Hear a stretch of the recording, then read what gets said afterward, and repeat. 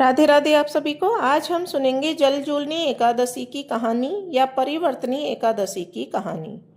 पौराणिक कथा के अनुसार त्रेता युग में एक दानवों के राजा बलि थे। राजा बलि बहुत ही शक्तिशाली थे।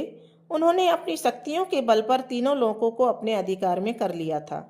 उसने देवताओं को भी स्वर्ग से निष्कासित कर दिया था।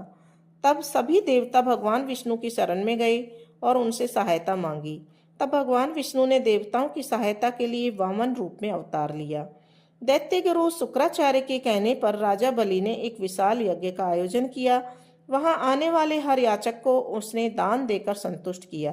तब वामन रूपधारी भगवान विष्णु उनके पास गए। उनसे 3 पग भूमि मांगी। दैत्य गुरु शुक्राचार्य ने राजा बलि को समझाया कि यह कोई साधारण ब्राह्मण नहीं है, बल्कि भगवान विष्णु स्वयं है और वो उनको 3 पग भूमि देने का संकल्प ना करें। परंतु राजा बलि नहीं माने और उन्होंने 52 रूपधारी भगवान को 3 पग भूमि देने का संकल्प कर लिया।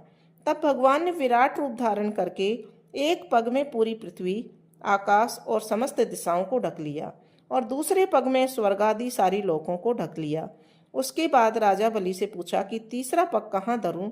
तब राजा बलि ने उनसे कहा कि आप तीसरा पग मेरे शीश पर रखो। उसकी संकल्पबद्धता और भक्ति को देखकर भगवान ने उनसे वर मांगने को कहा।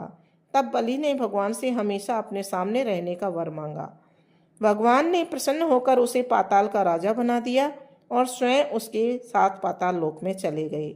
इस प्रकार राजा बलि ने अपना सर्वस्व भगवान विष्णु के चरणों में अर्पित कर दिया और भगवान विष्णु ने वो सब देवताओं को वापस दे दिया जो उन्होंने खो दिया था।